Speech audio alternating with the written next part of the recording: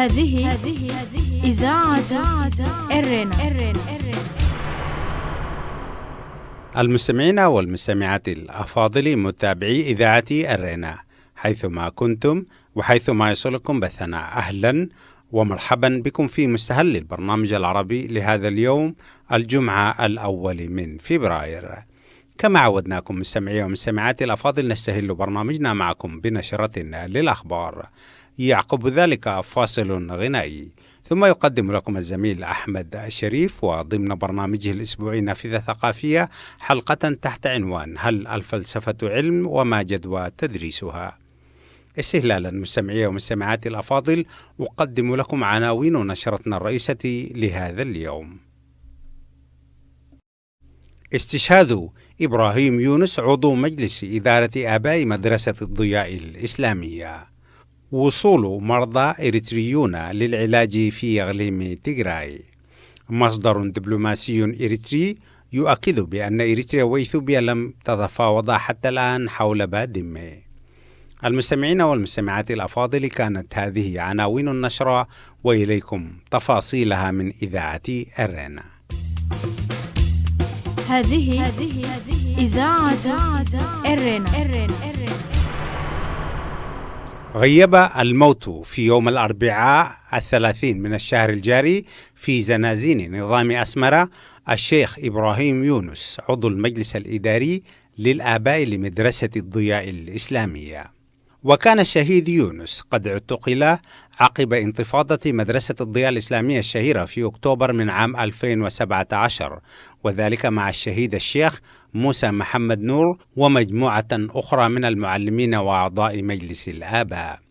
وكان الشهيد يونس والذي قارب العقد 8 من العمر قد شغل منصب رئيس مجلس الآباء في بداية أعوام 2000، واشتهر بممارسة العمل التجاري، حيث كان يملك متجرا في وسط أسمرة لبيع مواد البناء، واشتهر في حي آخرية بكونه أحد الأعيان الناشطين في مجال الخدمات الاجتماعية والتعليمية ورعاية شؤون سكان الحي. وحسب مصادر إرنا فإن وفاة الشيخ يونس كانت نتيجة طول الأسر وانعدام الرعاية الصحية، خاصة وأنه كان يعاني من ارتفاع الضغط المزمن. رحم الله الشهيد إبراهيم يونس وأسكنه فسيح جناته وألهم آله وذويه الصبر وحسن العزاء. ذكر تلفزيون صوت وياني دمس وياني في نشرته الإخبارية بأن مجموعة من المرضى الإريتريين المحولين من مستشفى أوروتا في أسمرة وصلت إلى إقليم تيغراي لتلقي العلاج. والتقى التلفزيون المواطنة الإريترية يورسليم براخي والتي حضرت بصحبة ابنها لتلقي العلاج، وعربت السيدة يورسليم عن سرورها لمستوى الخدمة الطبية والعناية التي لقتها. والتقى التلفزيون مجموعة أخرى من المرضى الإريتريين، وأكد التلفزيون بأن هؤلاء المرضى يتلقون العلاج في مستشفى عايدر في مغالي عاصمة إقليم تيغراي ومستشفيات أخرى في الإقليم. وكانت إذاعة إرنا قد أذاعت خبرا من قبل أشارت فيه إلى إرسال المواطنين الإريتريين لتلقي العلاج في السودان، خاصة مرضى السرطان، لعدم توفر إمكانية العلاج في البلاد. أكد مصدر دبلوماسي إريتري لإذاعة إرنا بأن الجانبين الإثيوبي والإريتري لم يتطرقا لموضوع بادمة حتى الآن. وقال المصدر الدبلوماسي بأن هناك لجنة ثنائية إثيوبية إريترية مشتركة تتكون من الجانب الإريتري من كل من وزير الخارجية عثمان صالح ويماني جبرأب والسفير لدى إثيوبيا سمري رؤسوم، إضافة لعضوين آخرين. وقال المصدر أن اللجنة الثنائية تتناول بصورة مستمرة تطورات العلاقات بين البلدين، خاصة مسألة استخدام الموانئ الإريترية والتبادل التجاري وحركة المواطنين، إضافة إلى المواضيع الأمنية ذات الاهتمام المشترك. ولم تتطرق هذه اللجنة الثنائية لبحث موضوع بادمة، والذي يعد السبب الرئيسي للحرب الإريترية الإثيوبية في النصف الثاني من التسعينات، والذي أدى إلى استشهاد الألوف من الشباب الإريتري.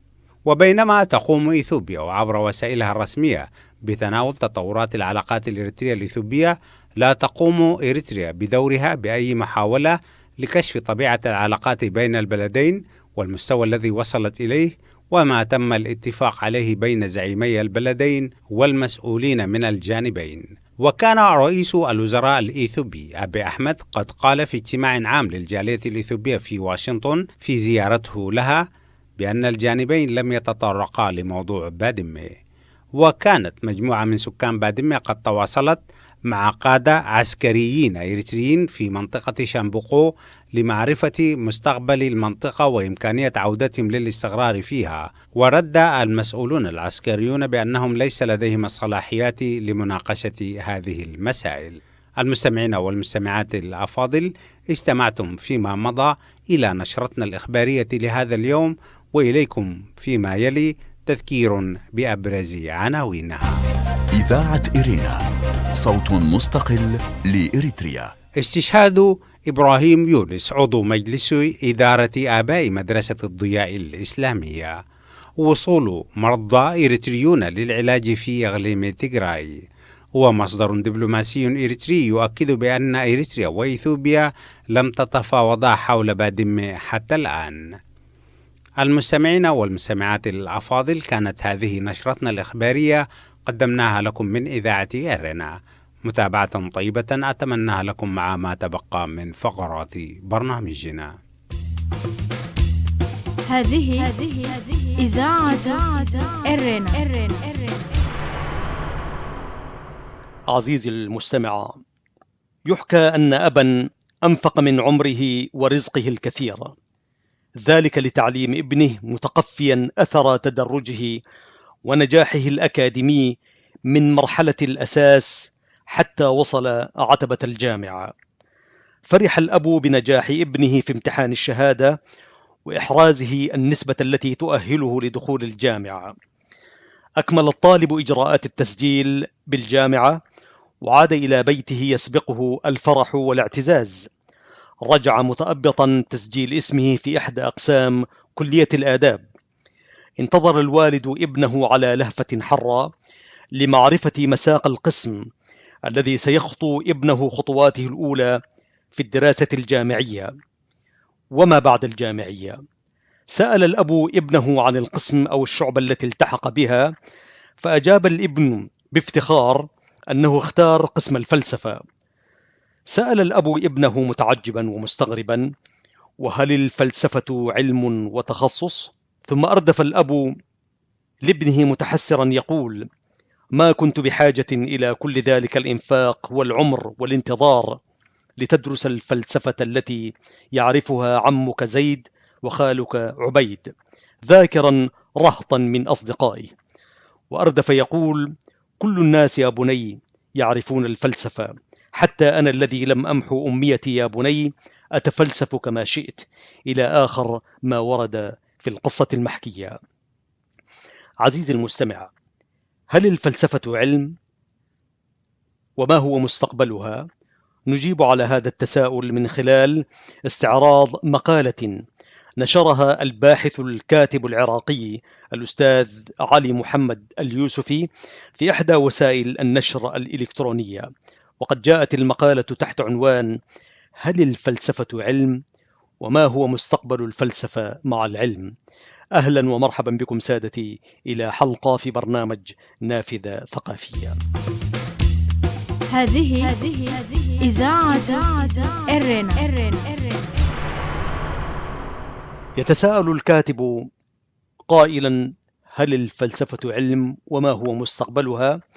في إجابته يقول: الفلسفة ضرب من ضروب المعرفة البشرية، أو منهج في التفكير، ما يطلق عليه الأنساق الفلسفية والمنظومة الفكرية التي عنيت بالوجود الإنساني كوجود في الطبيعة وعلاقته بها وبالكوني والآخر والمجهول والميتافيزيقيا.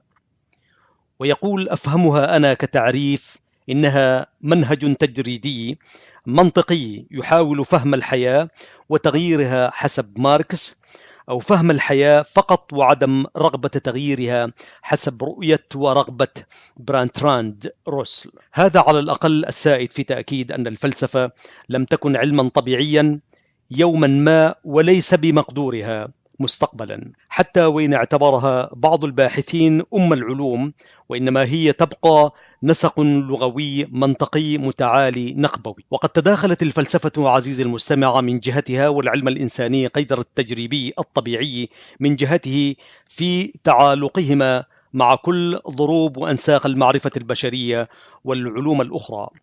أخذنا ندرس علم الأنثروبولوجيا وفلسفة الأنثروبولوجيا، ومثل ذلك علم الدين وفلسفة الدين وفلسفة وعلم التاريخ، وكذا مع فلسفة وعلم الاجتماع والنفس، وهكذا بما لا يحضرنا حصره كما يقول الكاتب. علما أن صفة العلم الملتصقة بهذه الضروب المعرفية والأنساق الفكرية والمنظومات الثقافية هي غيرها علوم التجريب المختبرية والرياضية الطبيعية، العلوم الطبيعية التي تحكمها رياضيات التفكير والمعادلات التي تنحسب على التجربة العلمية في إثبات واقعية وعقلانية صحة الأفكار أو النظريات من عدمها أو ضحالتها وعدم الأخذ بها. إذاعة إرينا، صوت مستقل لإريتريا. أمثلة ذلك أن المعادلات الرمزية التجريدية في الرياضيات والفلك والفيزياء والكيمياء والطب والهندسة وغيرها في العلوم الطبيعية كافة ليست فلسفة. ويرى برانتراند إن الفلسفة تمثل وسطا موضوعيا بين اللاهوت من جهة كونها تأملات غير تجريبية، وهي كالعلم من جهة استنادها إلى العقل من خلال ما يلي: أولا، ذاتية النسق الفلسفي. ثمة جملة لمواصفات طبعت التفكير الفلسفي الإنساني منذ عصور ما قبل التاريخ الميلادي اليوناني القديم، وصولا إلى مجيء سقراط وأفلاطون وأرسطو وفلاسفة عديدين غيرهم يتمايزون بالأهمية في تاريخ الفلسفة.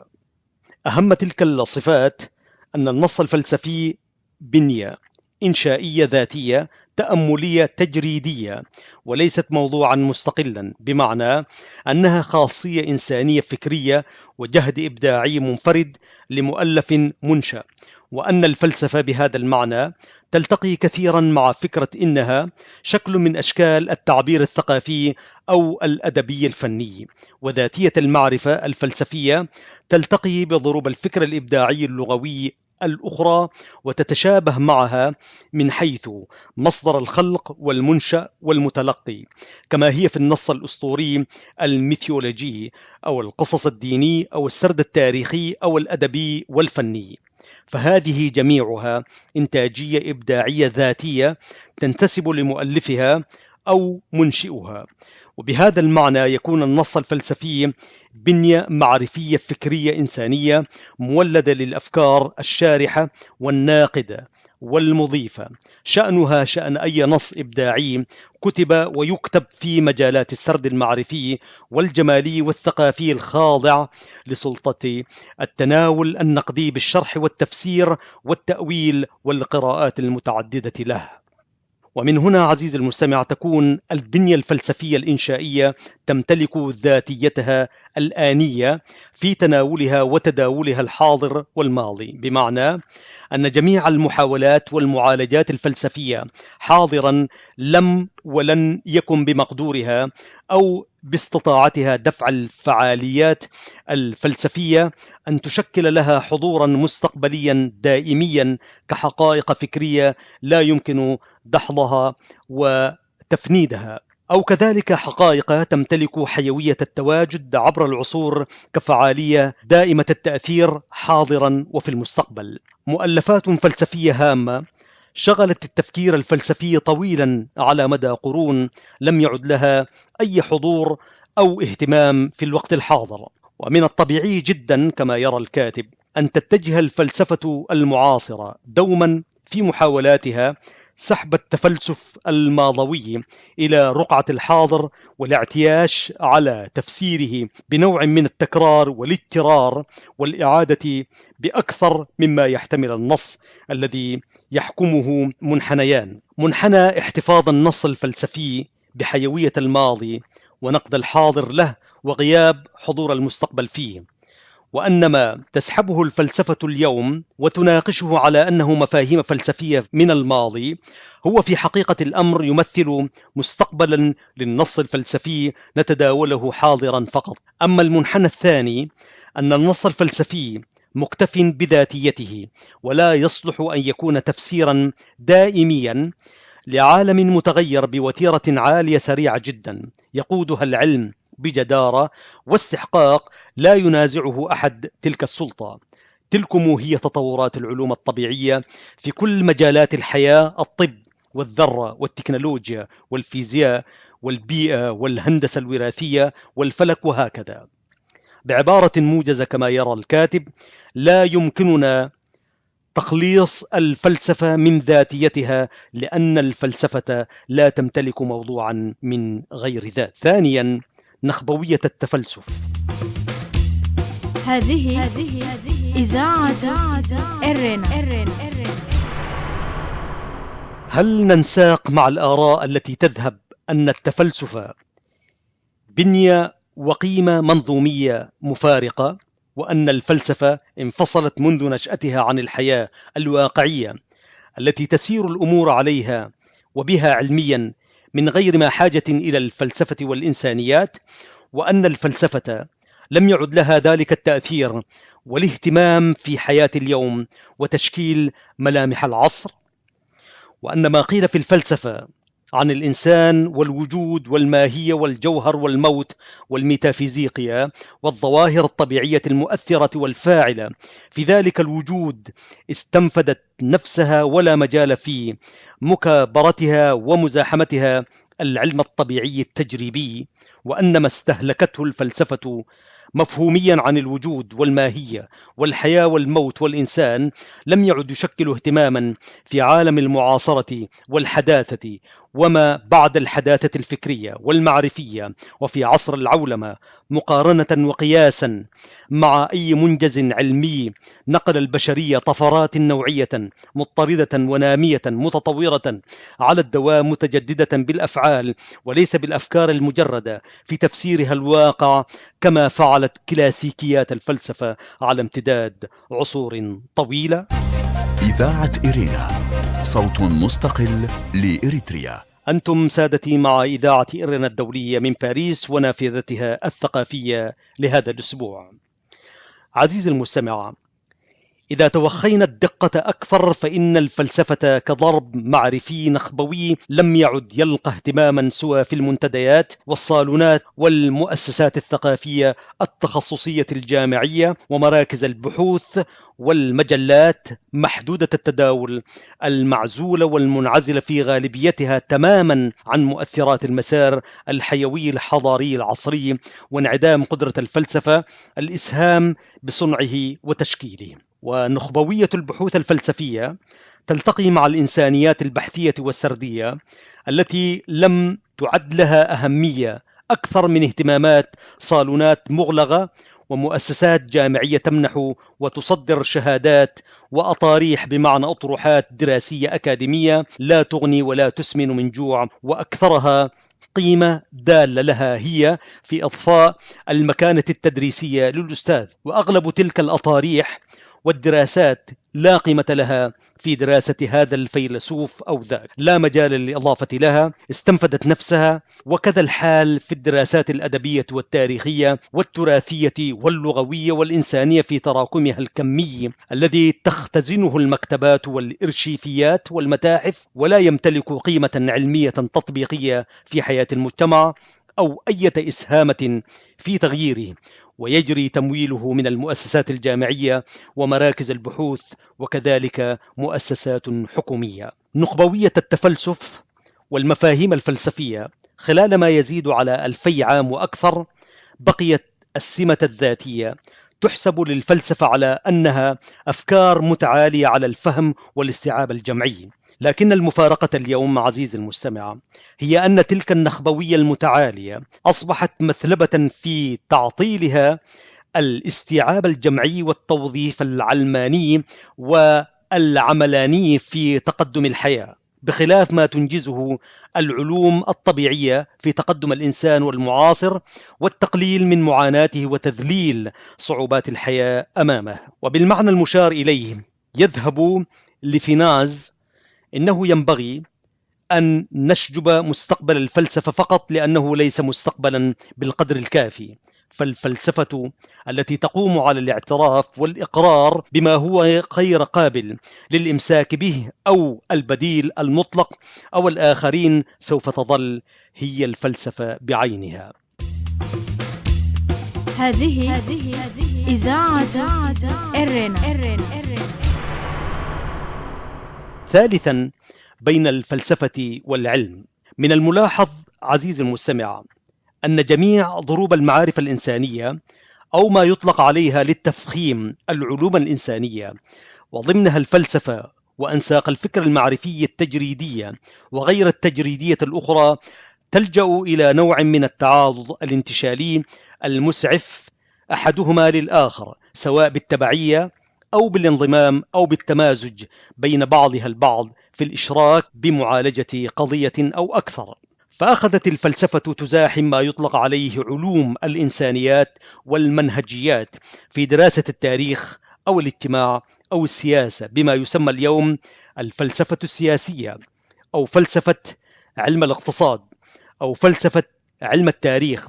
لاحظ عزيزي المستمع التداخل المتعالق بين كلمة فلسفة وكلمة علم، وهكذا مع الهوية الثقافية وفلسفة وعلوم الأديان إلى آخر القائمة من أمثلة التداخل التوظيفي والدراسي على صعيد المنجز الأكاديمي المعرفي الصرف، فلسفة أو علم كمنهج في إعادة دراسة ضرب معرفي أو أكثر. هذا التداخل التوظيفي بين الفلسفة وعلوم الإنسانيات هو بخلاف ما تحضره العلوم الطبيعية على نفسها وترفضه على الآخر، كفيل بافتقاد الفلسفة أي قدرة على النزوع المستقبلي وفي إدامة حياتها المعاصرة بفعالية التأثير، في أن تكون لها فعالية فلسفية مستقبلية مكتسبة تشير إلى حضورها الحيوي الدائم في صنع الحيوية البشرية التي يتسيدها ويقودها العلم التطبيقي التجريبي الطبيعي منفردا ومتقدما كل ضروب المعرفة الأخرى واهتماماتها.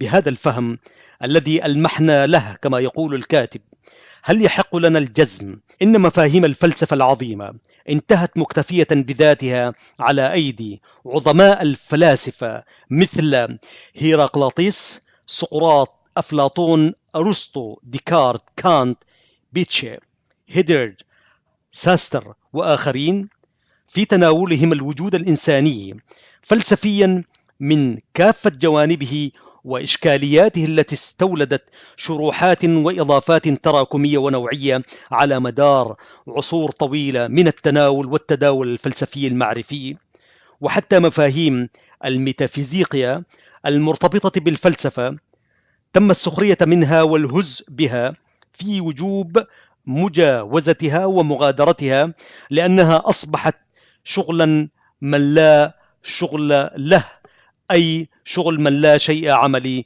يشغله في الحياة. يقول جاك دريدا إن أي تجاوز للفلسفة لا يعني طي صفحتها، بل ذلك يستلزم قراءة الفلاسفة بطرق أخرى غير مسبوقة وقريبا منهم في تأكيد حضور وحيوية بقاء الفلسفة.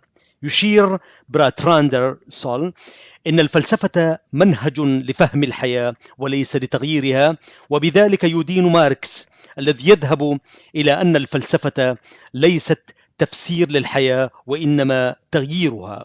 ويتساءل الكاتب مجددا: هل بإمكان الفلسفة أن تصبح علما طبيعيا من غير أن تفتقد كل امتيازاتها عبر العصور؟ في إجابته يقول إن انتفاضة عصر التنوير والنهضة في القرن ال18 الميلادي وعلمنة الحياة في أوروبا لم يكن بتأثير فلاسفة عصر التنوير وجهودهم وحدهم، وإنما كانت الانتقالية الحقيقية الواقعية بفضل علماء عصر التنوير والنهضة أمثال كوربرنوكس ونيوتن وغاليلو وبرونو وكيبلر ومن على شاكلتهم من علماء الطبيعة والفلك والرياضيات، وصولا إلى داروين وفرويد، وليس انتهاء بأينشتاين وهونك. وبجهود هؤلاء العلماء الصفوة كان الفضل الأكبر في التقدم وفي السبق وتحقيق التقدم العلمي والحضاري لعموم البشرية، وليس أوروبا وحدها. إن عظمة هؤلاء العلماء غير الفلاسفة ليس فقط إنهم قلبوا مفاهيم علوم الفلك والفيزياء والرياضيات والإنثروبولوجيا والطب والنفس وغيرها التي كانت سائدة، بل عظمتهم في وضعهم حدا لوصاية اللاهوت الكنسي الديني على واقع الحياة، كل الحياة، وتحريرها اجتماعيا واقتصاديا وفكريا، وخلاصها بحرية الاجتهاد والإبداع. ومن هنا كانت أهمية الحاجة إلى الماضي والحاضر. عندنا ضرورة رفع وصاية وجبروت الفكر الديني السياسي المتزمت في تقاطعه بالضد مع العلم ومنجزاته وإشاعة التفكير العلمي، أن يأخذ دوره في تشكيل حياتنا المعاصرة، حاضرها ومستقبلها. هذه إذاعة إرنا. استمعتم سيداتي سادتي إلى برنامج نافذة ثقافية، وفيه تناولنا موضوعا كتبه الباحث الكاتب العراقي الأستاذ علي محمد اليوسف، مجيبا على تساؤل: هل الفلسفة علم؟ بمعنى هل للفلسفة مستقبل مع العلم؟ للحديث بقية. تقبلوا تحيات محدثكم في التقديم أحمد شريف، مقرونة بتحايا الزملاء فتحي عثمان وبنيام سمعون. السلام عليكم ورحمة الله. إذاعة إرينا، صوت مستقل لإريتريا. من الأفاضل، وقبل نهاية برنامجنا لهذا اليوم أعيد تذكيركم بأهم ما ورد في نشرتنا الإخبارية لهذا اليوم. هذه إذاعة إرنا. استشهاد إبراهيم يونس عضو مجلس إدارة آباء مدرسة الضياء الإسلامية. أكدت مصادر لإذاعة إرنا وفاة الشيخ إبراهيم يونس يوم الأربعاء الماضي في أحد زنازين نظام أسمرة، وكان الشيخ الشهيد قد اعتقل مع الشهيد موسى محمد نور ومجموعة أخرى من المعلمين وأعضاء مجلس الآباء في عام 2017 بعد انتفاضة مدرسة الضياء الإسلامية. وصول مرضى إريتريون للعلاج في إقليم تيغراي. رغم ما يعتبره الإريتريون من أن إقليم تيغراي يعتبر متأخرا مقارنة بإريتريا، ولكن إريتريا قامت أخيرا بتحويل عدد من المرضى لتلقي العلاج في مستشفيات إقليم تيغراي. أخيرا، مصدر دبلوماسي إريتري يؤكد بأن إريتريا وإثيوبيا لم يتفاوضا حتى الآن حول بادمة. أكد مصدر دبلوماسي لإذاعة إرنا بأن الجانبين الإريتري والإثيوبي لم يتفاوضا حتى الآن حول مسألة بادمة والحدود، رغم تكوين لجنة ثنائية مشتركة لمناقشة تطورات العلاقة بين البلدين. وكان هذا مستمعي ومستمعات الأفاضل موجز لأهم ما ورد في نشرتنا الإخبارية لهذا اليوم. إذاعة إرينا، صوت مستقل لإريتريا. أذكر مستمعينا ومستمعاتنا الأفاضل دوما بأنهم يمكنهم الكتابة إلينا والتواصل معنا على البريد الإلكتروني arabicirena@gmail.com.